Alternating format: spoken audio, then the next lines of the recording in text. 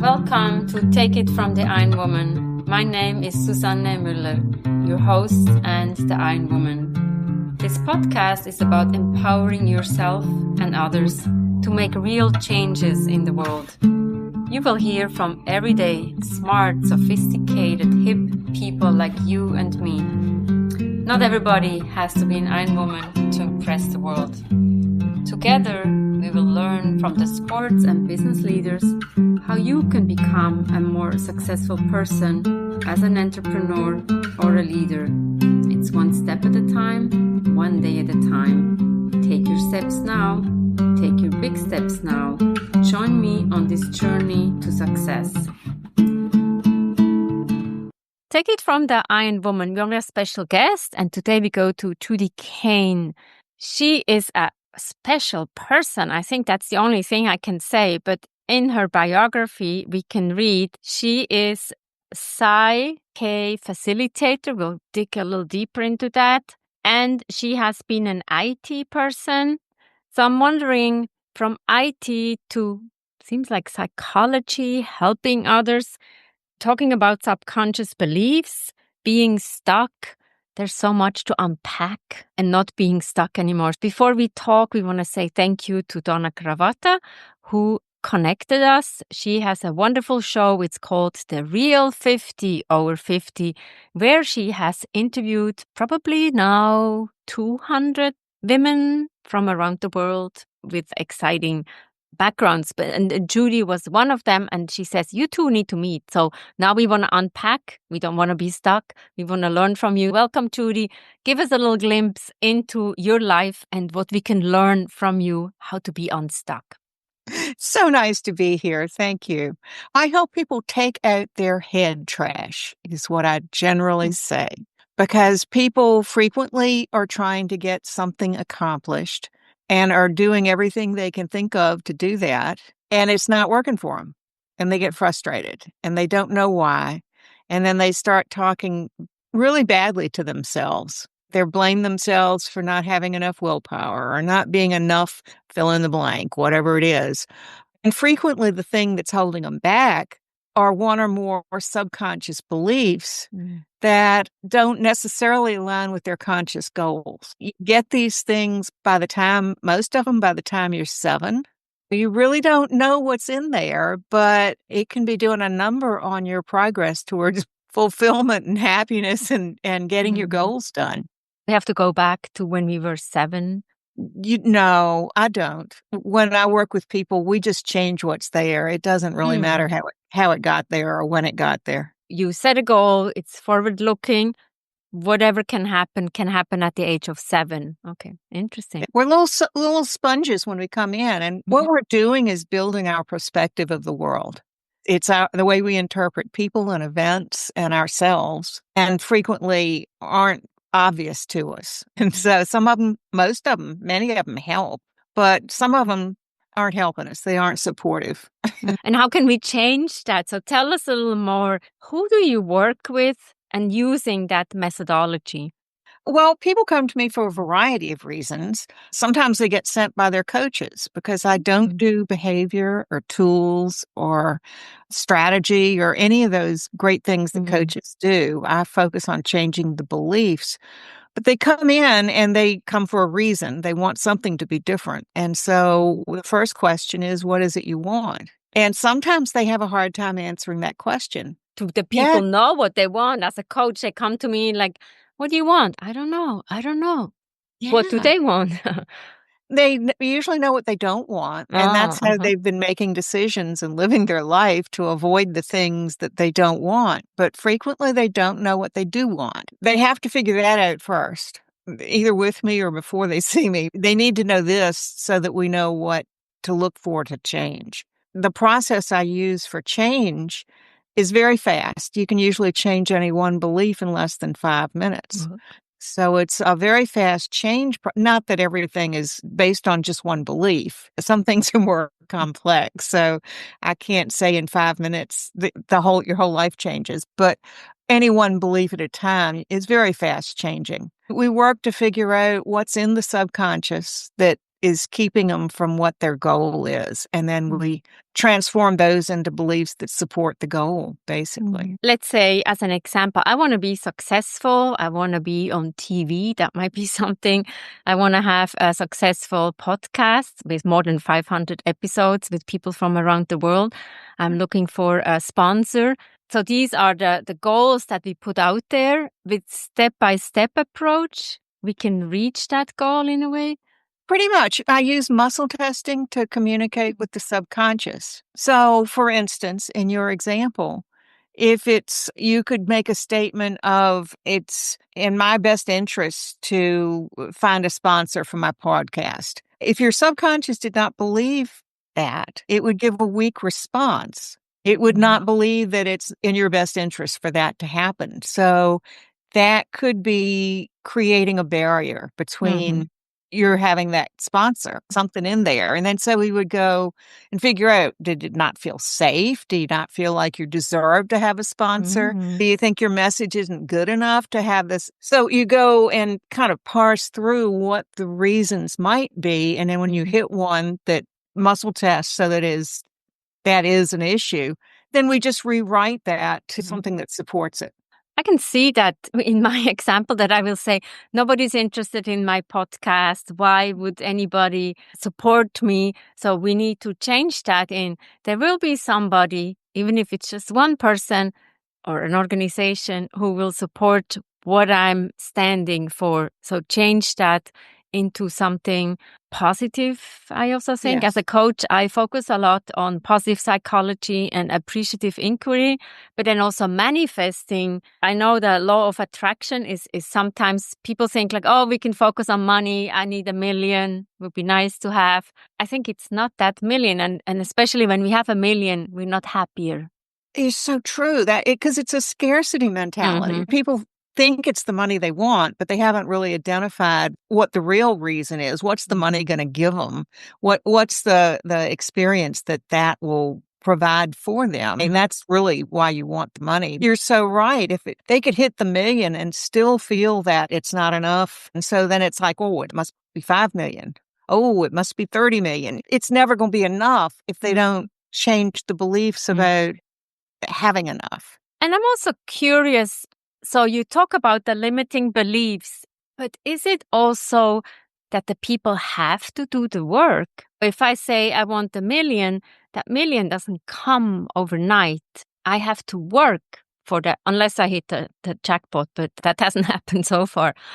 There are action steps that you need to act in accordance with the beliefs. I'm not a fan, and people get to choose what they believe and what they don't believe. I don't give them my beliefs. They pick what they want to be true. But I think most people don't want to think they need to work 24/7 to achieve a goal. And so their subconscious can be protecting them from that constant focus without having any balance in your life whatsoever. It'll protect them from the success, or it'll protect them from the money, or it'll protect them from having to have that extreme focus on something. So yeah, there are things to look out for there, but action steps to support the beliefs are important. But it doesn't mean you have to work hard to get it. It just means you need to do things in that direction. And I have read from the university in London where they did a study, and they say you can change, but it takes like 66 days to change into a new habit. And I was telling a client, and he was like, okay, 66 days. And he was leaning back. And I was like, no, you cannot lean back and wait. You have to do something. So that's kind of like what you say. It's about the focus, and it's about changing your limiting belief that you have in your subconscious. Absolutely, because it'll just pop up in ways that you would never guess. And can you give us some examples? I'm sure the listeners are like, we want to hear. It's always like, what is the result? That's what the people want. But I think it's also a little magic in a way that things can pop up. Well, sure. So I've had people that thought that they needed to work extremely hard, that you needed to put a lot of hard work and time into starting a new business. If that's the belief, that's what you're going to be seeing. New businesses are going to take a long time and a lot of hard work. And I worked with several people to rewrite that belief, to be new businesses can get a good sound start and still have a balanced life. Affirmation style statements like that. And frequently within a week, they'll get some really nice opportunity for the new bit. I'm not saying it happens every time. If you don't expect to get it, it's your subconscious is saying that's not how it works. It's probably not going to happen. And if you don't think it's out there, like if you don't think there are enough clients, or if you don't think the right romantic partner is there, or if you don't think there's a sponsor that wants to support you, or whatever it is, you're not going to find them, even though they're there, because you don't think they're there. I like what you said when you say romantic partner. We're all so busy. We don't make space. We don't make space for that. So I don't make space for a supporter in a way, or a sponsor. I need to look for that sponsor that reflects my beliefs that I have for the podcast in a way. So I have to take some actions and manifest that it will come. And we don't know when it will come, but I know it will come because I've been looking for quite some time. But it's not an easy, quick fix what you're doing, because it says aligned consciousness. And to me, even the words are so long when I look at them. It takes time. But it doesn't have to. That's the thing. Oh. Finding the right person, it could take you years. It could be tomorrow. There's no reason that has to take a long period of time. Some things that are more physical in nature, some conditions that are a result of stress, they're symptoms of stress. Sometimes it's hard to reverse those instantly. You change the beliefs and the stress goes away, and then the symptoms can go away. But some other ones I have seen change right there in real time. You can't predict how long it's going to take for the change to show up. You don't know. The people I work with phobias, the phobias are gone when we finish. Tell us more about that, because that was one of my questions for you, the phobias. Sure.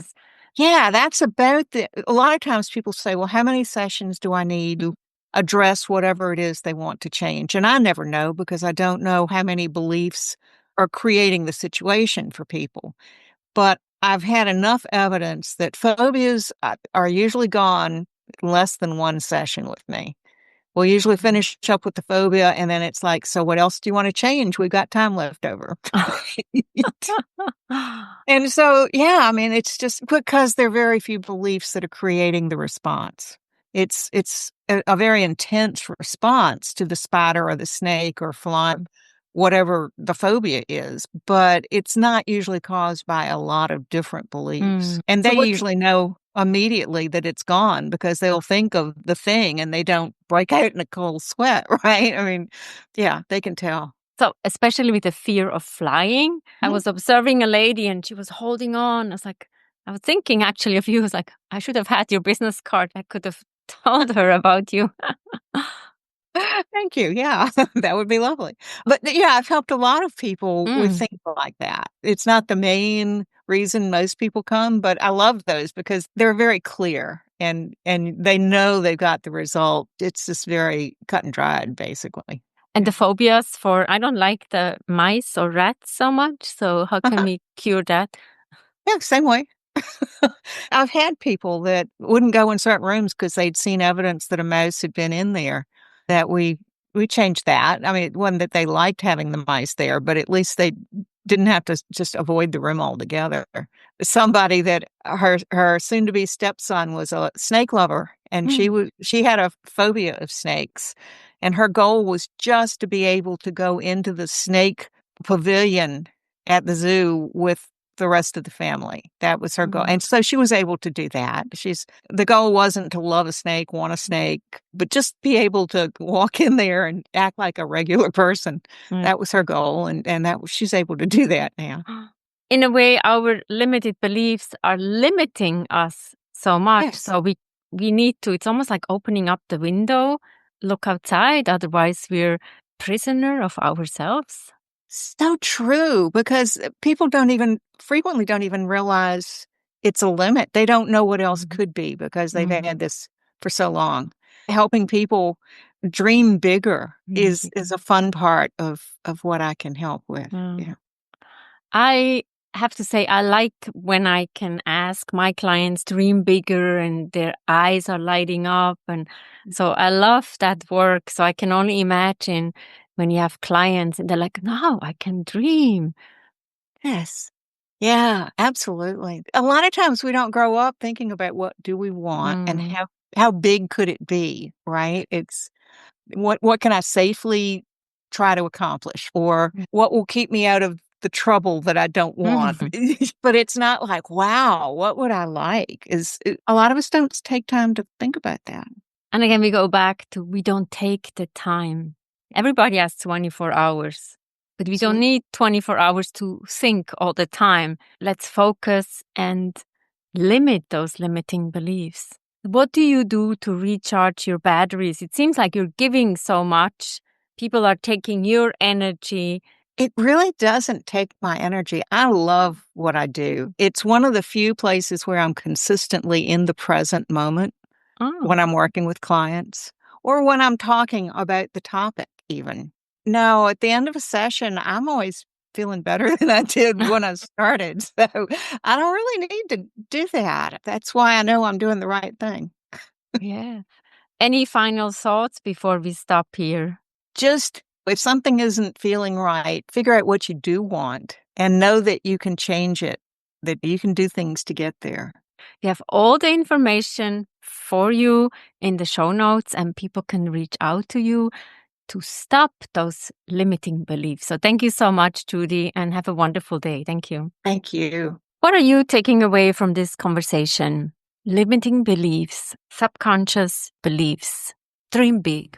Take it from the Ironwoman. We're dreaming big. We have episodes every Monday, more than 500 episodes. And Take It from the Ironwoman is also the book Global Business Coaching with Sports Parallels. Download it or get it in your local bookstore and support local businesses.